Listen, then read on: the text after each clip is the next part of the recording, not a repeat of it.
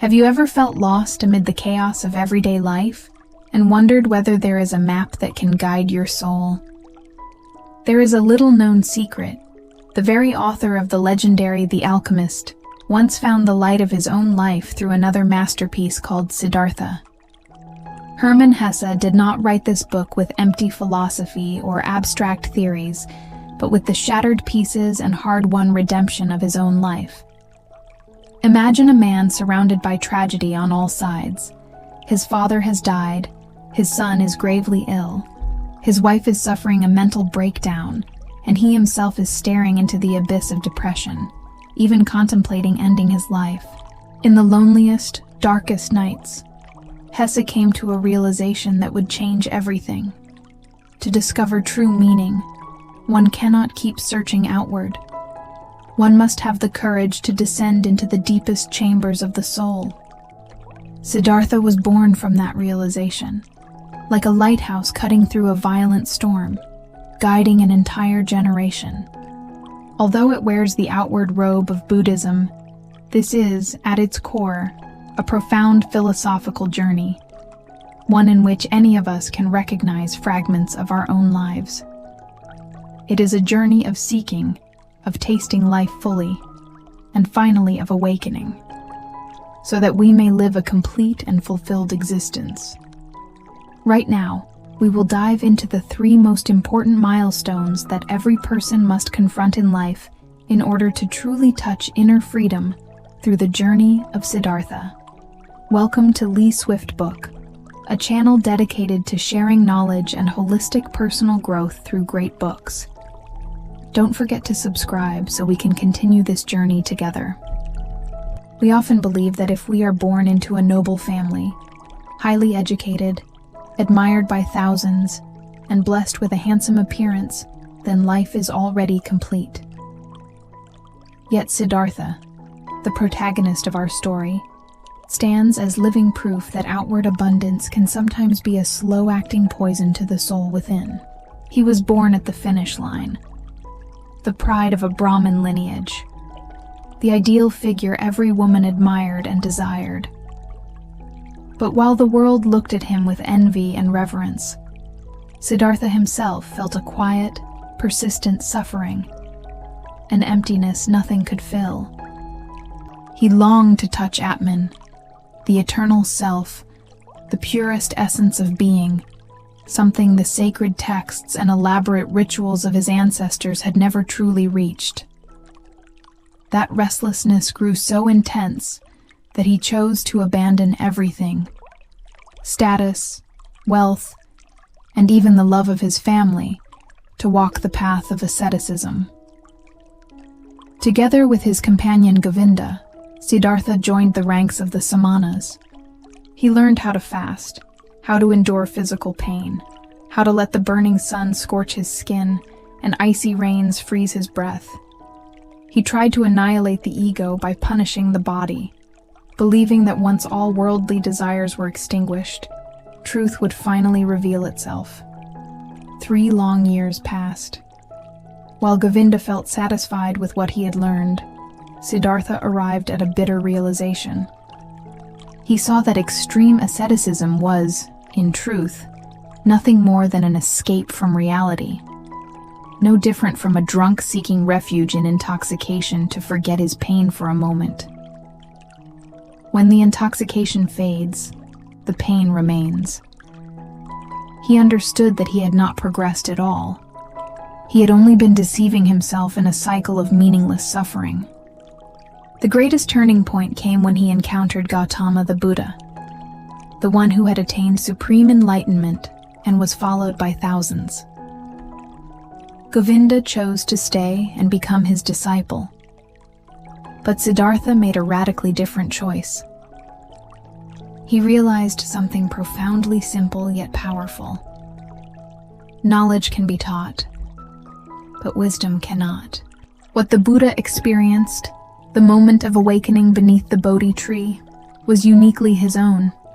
No one could reach it merely by listening to teachings or memorizing doctrines.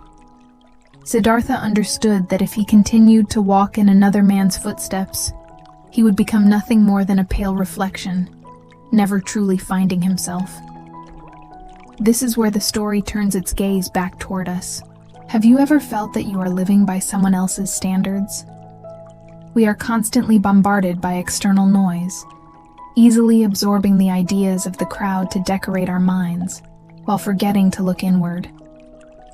Most people drift through society like fallen leaves, tumbling helplessly in the wind, only to dissolve into dust. But a rare few are like stars in the sky, moving along their own steady orbit, unshaken by any storm. The difference is simple yet profound. They know how to see themselves. They live by their own inner laws, rather than surrendering to the pull of the world. To undergo real transformation, the first and most crucial step is not searching for some miraculous method, but having the courage to confront your own limitations. You must recognize where your thinking is narrow, where your understanding is incomplete. Awakening does not come from filling the mind with hollow theories. It comes from breaking through the barriers of the ego in the everyday games of life. This process can be deeply uncomfortable, sometimes even painful, but it is the only crack through which light can enter. Only when you dare to admit that you are standing in the shadow of your own shortcomings will you develop the hunger to step into a greater world. Remember this: discovering your inner obstacles is the very key that unlocks the door to true freedom and genuine growth. After abandoning rigid doctrines and extreme asceticism, Siddhartha stepped into an entirely different journey. A journey straight into the rushing current of life itself, in order to truly see heaven and earth as they are. He no longer fled from desire, nor did he look down on the so-called vulgarity of the world. Instead, he opened his heart eagerly, ready to taste everything a worldly human life could offer. He learned how to love from the beautiful Kamala, and how to make money from the wealthy merchant Kamaswami. At first, Siddhartha maintained a certain inner distance. He treated everything as a game, an experience necessary to understand the world, but not something to be taken too seriously. Yet the line between experiencing life and being swallowed by it is, in truth, dangerously thin. Human forgetfulness often arrives gently, almost imperceptibly. As the senses are seduced by the glittering surface of reality, Siddhartha's soul slowly lost its way. He was no longer an observer of the game. He had become one of its players. He sank into physical pleasures, allowing laziness and greed to take possession of his mind. The Siddhartha who once despised wealth now craved money relentlessly, threw himself into reckless gambling, and lost the compassion he once felt so deeply for the poor. Someone once described human desire perfectly. It is like toothpaste. Once squeezed out, it is nearly impossible to put back in. Desires inflated beyond measure caused Siddhartha to lose his original purity, trapping him in the snare of endless greed, with no clear way out. The peak of his despair came when he looked at himself and realized he had become exactly the kind of person he once despised most in his youth. In a moment of utter collapse, he stood by the river, ready to end everything, to escape the disgust he felt toward his own reflection. But at that very instant, a sound echoed from the deepest chamber of his soul and jolted him awake. He realized that he had to go through all of this.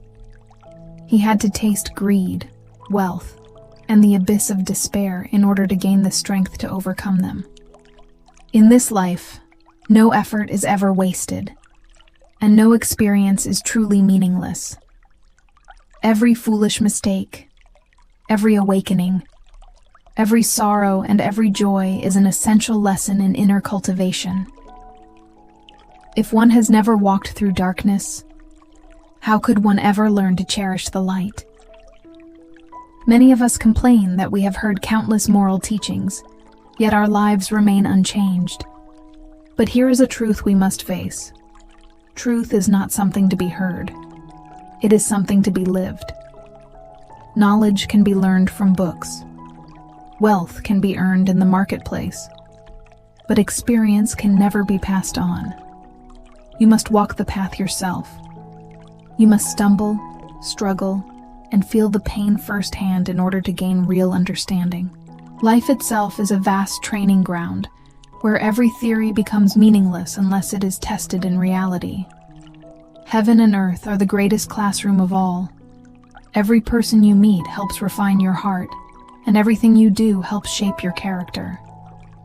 In the end, we are nothing more and nothing less than the sum of everything we have lived through, the joyful smiles and the bitter tears alike.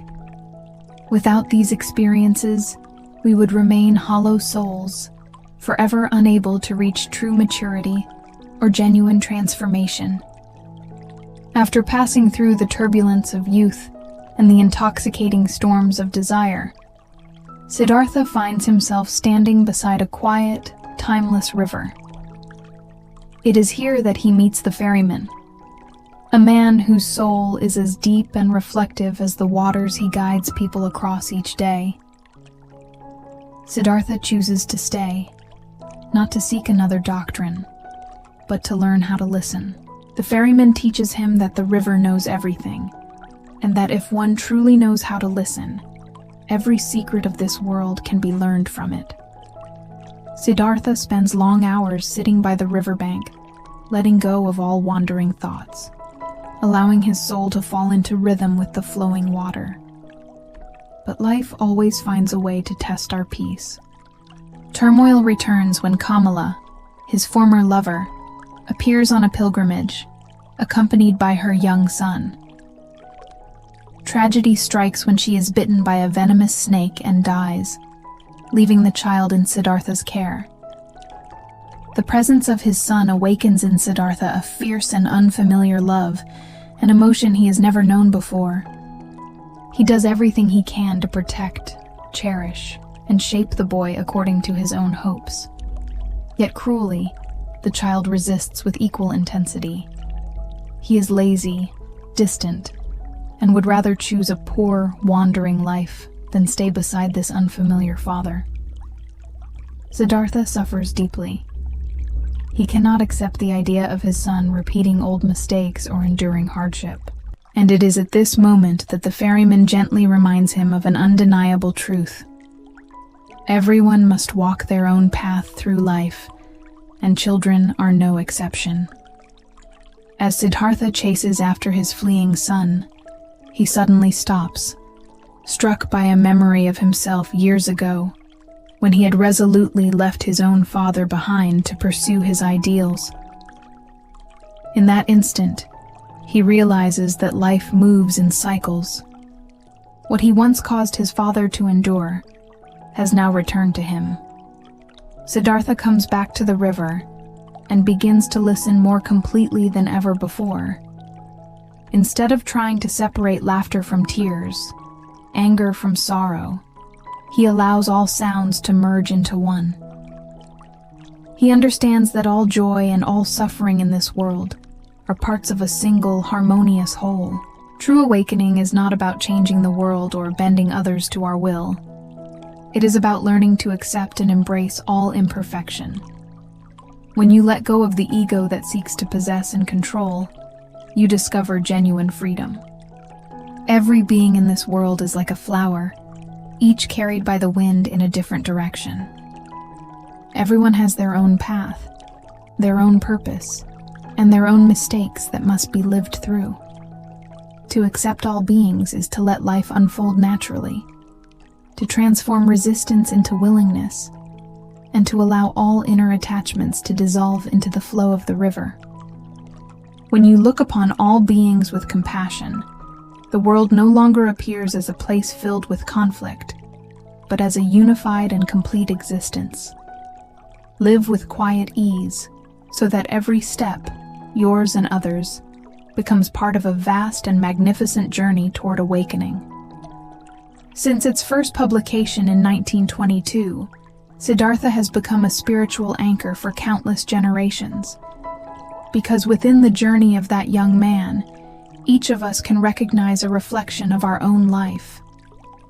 From the fierce longing of youth to break every boundary, to the seasons of getting lost in status and ambition during middle age, and finally to the awakening that comes with the realization that inner peace is the most precious treasure of all. A human life is, at its core, an unending journey of self-understanding.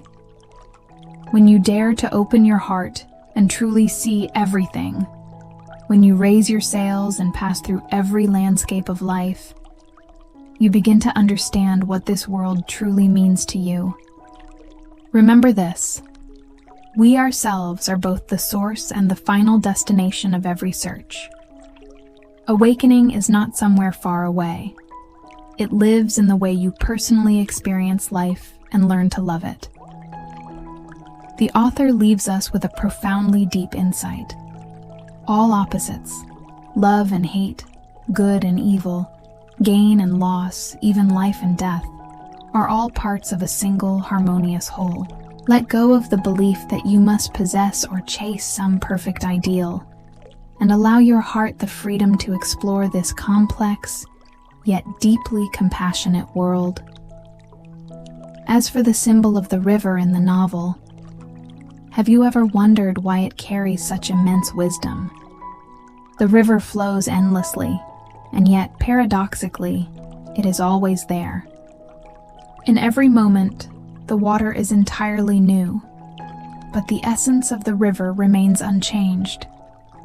It holds within it the two opposing dimensions of human existence: a personal self that changes day by day, and an eternal self that remains quietly still within. When we are no longer obsessed with the passage of time, all distinctions begin to dissolve, and the world reveals itself as a complete and unified whole. To close today's journey, I would like to share a line from the book with you. I no longer compare this world with a perfect world I once imagined. I accept this world, I love it, and I belong to it.